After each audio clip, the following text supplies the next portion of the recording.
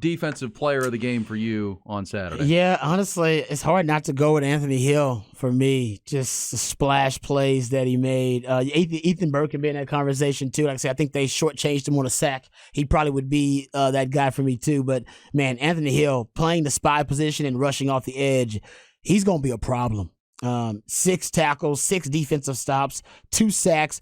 Ended up with 1 quarterback hurry, 4 quarterback pressures, 3 run stops, and he was playing situationally. He wasn't out there like every down. He was playing like situationally. They're putting him out snaps there. played chart coming up. But he's going to be a problem, man. Well, when he's true freshman, and one of his sacks came right over the top of Caden Proctor, the other true freshman playing left tackle. And you see that bend he had on there? Oh, the abuse. How close he got to the ground, that hip bend. Oh, man. He's a natural speed rusher. He doesn't have moves yet. He's just coming off the edge, speed rushing. Imagine when they start giving him some pass rush moves. Work on that in the offseason. Just let him rush the passer. Yeah, because if he can bring that, because there's no quarterback going to outrun him. No, he's kind of a little bit like Micah Parsons. When he gets free, he's got the speed and the closing speed to close you down. You're even a Jalen Milroe, and that's. And by the way, I know you went back and rewatched it when I was doing the Inside Texas watch with us in game. And that was a success. Huge numbers. A lot of folks tuning in for that. Yeah, it was fun. And thanks to Viking fans for being a part of that with me and Dr. Greg Eckert and Classic Collision helping me with that. That's the On Texas watch with us on their YouTube page, man, and YouTube channel. And it's really, really fun. But we look to me, and you went and rewatched it, then Anthony Hill was early in the game, in most game used as one of the spies. Yes, he was. On Jalen Milroe. Mm-hmm.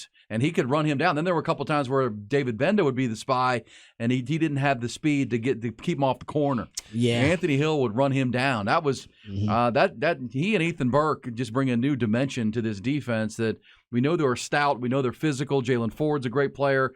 Jalen Catalon's a really good heady player, but man, these guys are those splash players that make those plays that change games. Yeah, you got havoc-minded players now, right? Havoc plays or literally plays that attract splash plays on defense. Forced fumbles, interceptions, sacks, tackles for loss, PBUs, those types of things. And that's what Anthony Hill and Ethan Burke are. And remember, going into the season, there was concern that we didn't know if Texas was going to have any edge rushers, right? They were trying to fill, that was a void on the team. They were trying to fill that void that Barron Sorrell could provide some of that, but they might have to money ball their edge rushing presence and might have to figure out a way to create and manufacture pressure from the edges.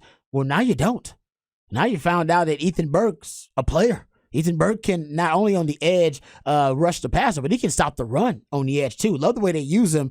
My man Jerry Hamilton talks about it all the time. He one of the great lacrosse players out there. So they have been a 2-point stance a lot of times because of a lacrosse player, and he's huge. 6'5", whatever he is. 6'6", long arms. Yeah, usually a guy like that, you're worried about pad level. You're like, man, I got to get this guy's pad level low. I definitely don't want him playing in a 2-point. He's already tall enough. I wonder if he can get his pad level, but he's naturally good with his pad level, naturally plays low because of his lacrosse, but he's great. His eyes, he gets his vision, it gets to see everything, and the line of sight for him is really important in him making plays, and he can, we can see him shed blockers. We can see him take on contact, absorb contact with his eyes still up. So that's why they like him in that 2-point stance, and he's really good. So now you have first world problems at the edge position. It's like, okay, so what do I do with this young prodigy at Anthony Hill? Should I play him situationally, or do I need to get him out there to try to expedite his development because you got Barron Sorrell and you got Ethan Burke now. Now you don't have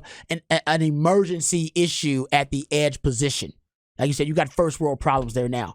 So like I said, we didn't expect, and Alfred Collins. I mean, that's another guy that they can throw out there too. They play different packages. I've seen them play that kind of 3 defensive tackle package, where it's like Murphy, Sweat, and Collins out there, and then they have 2 bookend overhang edges, like an Anthony Hill or someone else. Well, and I heard Sark after the Rice game make this comment that, in studying the best teams in the country, and he used Georgia as the example, they play a lot of people on defense. They don't, they rotate a lot of guys in a lot of places. And I know that wasn't your way back in the day, Rod, but his study of it has said that, you're fresher in games and then you're fresher at the end of the year. Mm-hmm. So that's where you see that they got some guys with some stats, but they're also playing so many people, even in Alabama, and you're not seeing a drop-off in performance. I mean, they blew some coverages.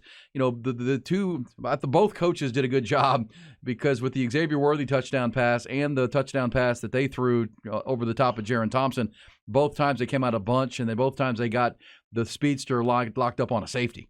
And that's just going to be a mismatch for most any safety, Rod. But they got Jermaine Burton on the Longhorn safety, Jaron Thompson.